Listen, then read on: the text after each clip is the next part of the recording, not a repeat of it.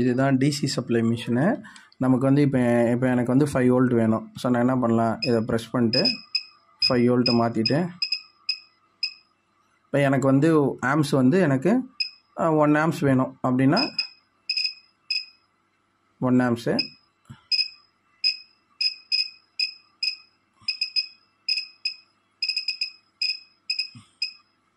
Set பண்ணிட்டேன். இப்போ நான் இந்த பட்டன் ப்ரெஸ் பண்ணால் ஆன் ஆகிடும். ஆன் பண்ணியாச்சு. இப்போ பாருங்கள்,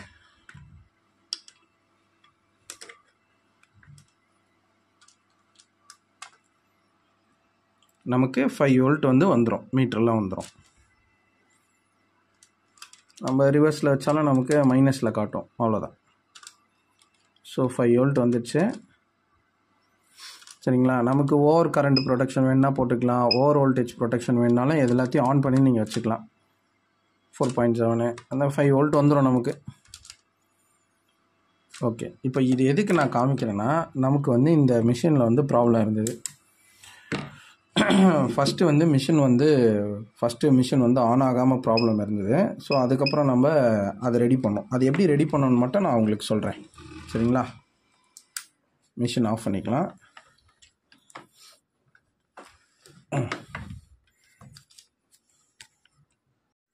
இதுதான் நமக்கு வந்து சப்ளை கொடுக்குது. நம்ம டிரான்ஸ்ஃபார்மர்லேருந்து இந்த போர்டுக்கு தான் சப்ளை வருது.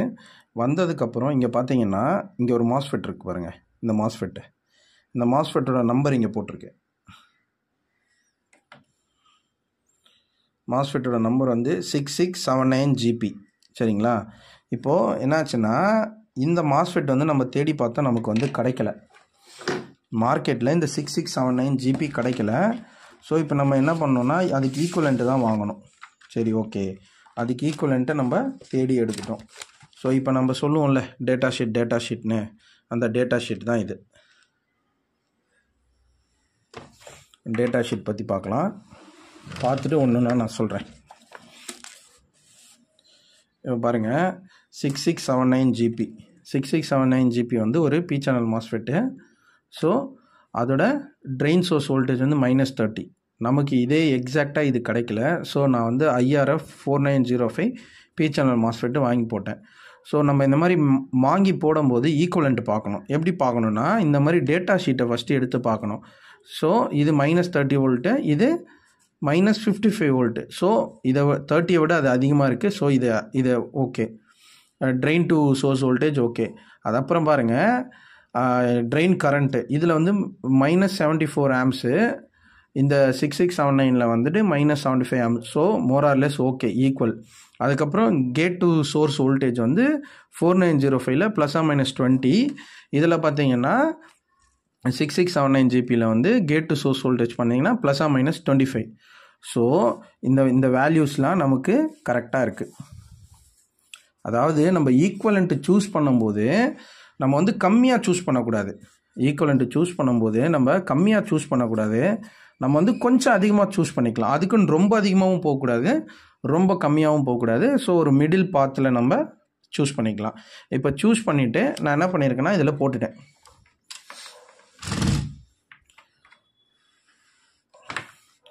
சூஸ் பண்ணிட்டு இங்கே போட்டாச்சு. எனக்கு வந்து அவுட்புட் வந்துடுச்சு. ஓகேங்களா? எவ்வளோ அவுட்புட்டு?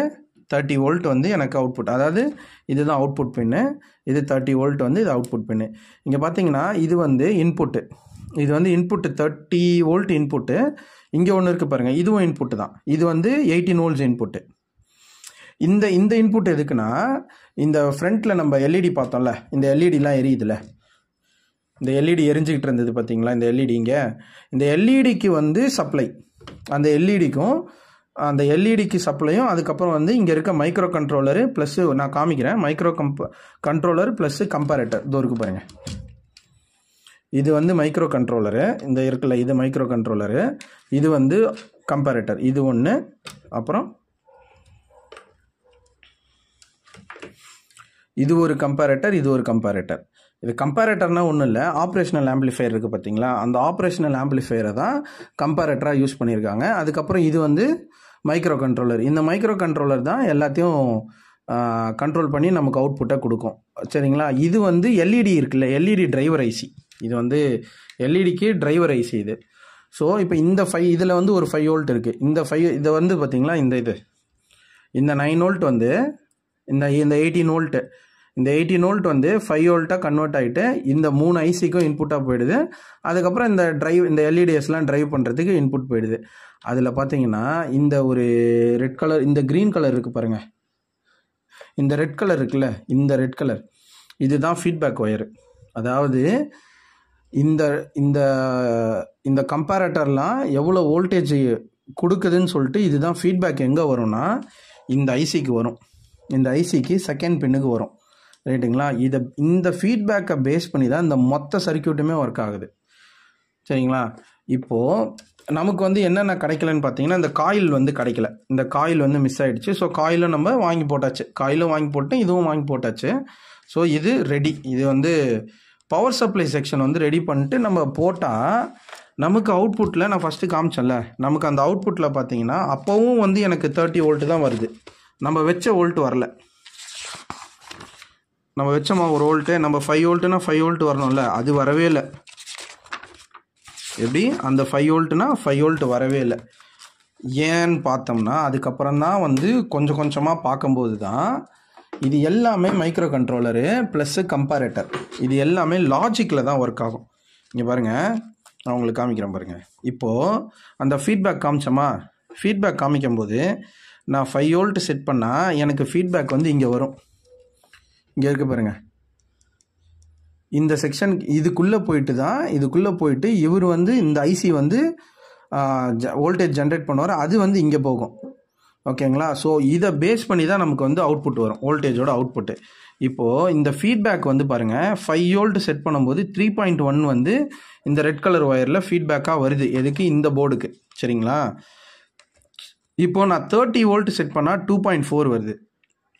ஓகே, நல்லா பாருங்கள். 1 வோல்ட் செட் பண்ணால் 4.6, 5 வோல்ட் செட் பண்ணால் 3.1, 15 வோல்ட் செட் பண்ணால்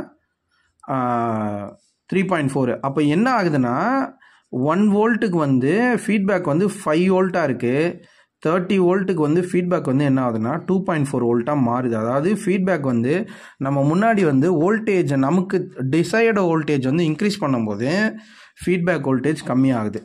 ஓகேங்களா?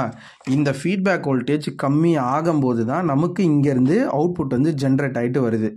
இதில் என்ன ட்விஸ்ட் ஆகிடுச்சுன்னா, எதனால் இது வந்து 30 வோல்ட் அவுட்புட்டாகவே இருந்தது. நாங்கள் 2 நாளாக பார்க்குறோம், என்னடா இது வரவே இல்லையேன்னு பார்த்துட்டே இருந்தால் கடைசியில் பார்த்தா தான் இந்த மைக்ரோ கண்ட்ரோலர் இருக்குல்ல, மைக்ரோ கண்ட்ரோலர் இந்த ஆப்ரேஷனல் ஆம்பிளிஃபையர் வந்து கம்பேரேட்டராக யூஸ் பண்ணியிருக்கோம்ல, இது என்ன நடக்கும்னு பார்த்தீங்கன்னா இந்த மைக்ரோ கண்ட்ரோல்ஸ் எல்லாமே லாஜிக்ஸ் 0s and 1s. ஓகேங்களா? 0s and 1s, கம்பேரேட்டர்ஸும் 0s and 1s. இது எங்கேயோ ஒரு 0 and 1 வந்து உள்ளே போய் லாக் ஆகிடுச்சு. ஸோ அது லாக் ஆனதுனால ஃபீட்பேக்கில் என்ன ஆகுதுன்னா, ஃபீட்பேக்கில் வந்து நமக்கு வந்து வெறும் 2.4 வோல்ட் தான் வருது. ஃபீட்பேக்கில் என்ன வருது? வெறும் இந்த 2.4 தான் வருது. அப்போ 2.4 வந்தால் நமக்கு என்ன ஆகுது? 30 வோல்ட் அவுட்புட்டு. சரிங்களா? அப்போது எனக்கு வந்து ஃபீட்பேக் வந்து நம்ம வைக்கிற நம்மளோட டிசைட் அவுட்புட் வோல்டேஜுக்கு ஏற்ற மாதிரி தான் ஃபீட்பேக் மாறணும். ஆனால் ஃபீட்பேக் வந்து எனக்கு 2.4 வோல்ட் வந்து ஃபீட்பேக் வருது. அப்போது இந்த எஸ்எம்பிஎஸ் என்ன பண்ணுறாங்கன்னா 30 வோல்ட் அவுட்புட் தராங்க. ஸோ இப்போ இந்த மைக்ரோ கண்ட்ரோலர், இந்த கம்பேரேட்டரு அங்கங்கே வோல்டேஜஸ் வந்து உள்ளே லாக் ஆகிடுச்சு. அதை ரீசெட் பண்ணிட்டோம். அதை ரீசெட் பண்ணி எல்லாத்தையும் நல்லிஃபை பண்ணதுக்கப்புறம் இப்போது நமக்கு கரெக்டாக இருக்குது. நமக்கு எந்த பிரச்சனையும் இல்லாமல் கரெக்டாக நம்ம செட் பண்ணுற வோல்டேஜ் வருது. நான் இப்போ இது ரெடி ஆகிடுச்சு. நம்ம என்ன பண்ண போகிறோம்னா அடுத்தது இது வந்து அப்சர்வேஷனில் தான் வைக்க போகிறோம். பாருங்க, இப்போ இதுதான் வந்து இந்த ஃபுல் சர்க்கியூட்டையும் நம்ம வந்து ட்ரேஸ் பண்ணி வச்சது.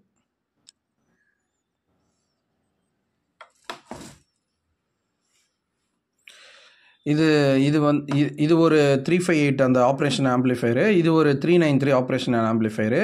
இதுதான் அந்த 5 வோல்ட் இன்புட். இதோ இதில் போது பாருங்கள், இந்த 5 வோல்ட் இன்புட் தான் இது ரெண்டுத்துக்கும் வருது. அது போக மைக்ரோ கண்ட்ரோலருக்கு வருது. ஸோ நம்ம இதை ட்ரேஸ் பண்ணி கடைசியில் போகும்போது தான் அப்போ தான் தெரிஞ்சுது நமக்கு வந்து இந்த மைக்ரோ கண்ட்ரோலர் தான் நமக்கு ப்ராப்ளம் இஷ்யூ இருக்குதுன்னு சொல்லிட்டு. ஸோ மைக்ரோ கண்ட்ரோலர் பார்த்தீங்கன்னா இது வந்து இந்த 2 பாயிண்ட் இருக்குல்ல, இது கிரவுண்டு. மைக்ரோ கண்ட்ரோலர் இந்த 3583 இது கிரவுண்டு, இது விசிசி அதாவது இன்புட்டு. ஓகேங்களா? இது கிரவுண்ட் பின்னு, இது இன்புட் பின்னு. இந்த 3 இருக்குல்ல, இந்த 2 பார்ப்போம். இது வந்து 2 இன்வெர்ட்டிங் இருக்கும், அதாவது 2 இன்புட் செக்ஷன் இருக்கும். 213 வந்து இன்புட் ஏ, 5 and 6 வந்து இன்புட் பி. அதாவது ஒன்று வந்து நான் இன்வெர்ட்டிங், இன்னொன்று வந்து இன்வெர்ட்டிங்க.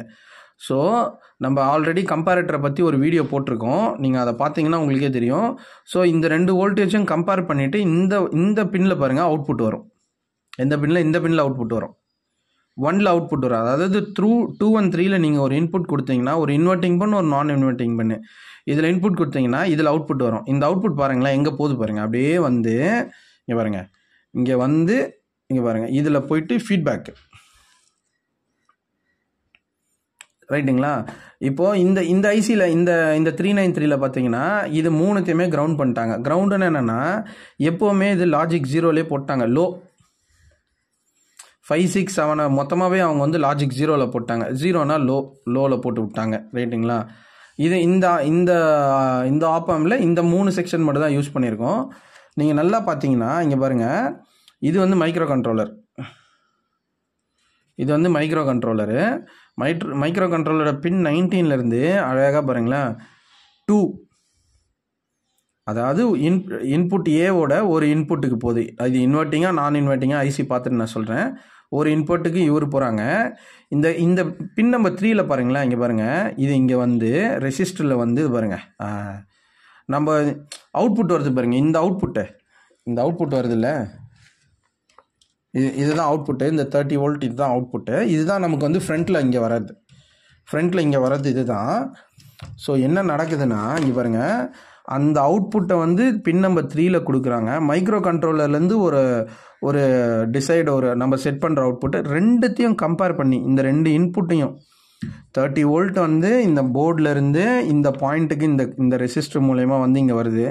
இது ரெண்டுத்தையும் கம்பேர் பண்ணி எனக்கு ஒரு ஃபீட்பேக் வருது. அந்த ஃபீட்பேக்கு எனக்கு ரிட்டர்ன் பாத்தில் இங்கே இதுக்குள்ளே வந்துடுது, சரிங்களா? இது உட்காந்து ட்ரேஸ் பண்ணுறதுக்கே நம்ம கொஞ்சம் உட்காந்து பண்ணணும், சரிங்களா? அப்புறம்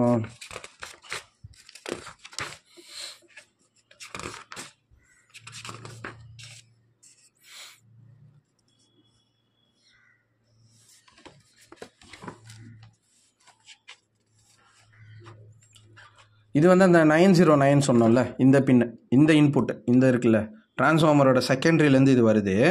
இது எப்படி வந்து இந்த 909 எப்படி வந்து 5 வோல்ட், இங்கே பாருங்க 5 வோல்ட் அவுட்புட் எப்படி எடுத்தாங்க அப்படிங்கிறது இங்கே போட்டிருக்காங்க. இந்த இடத்துல போட்டாச்சு. அதுதான் இது ஒரே ஒரு பேரலல் லைன், அவ்வளோதான்.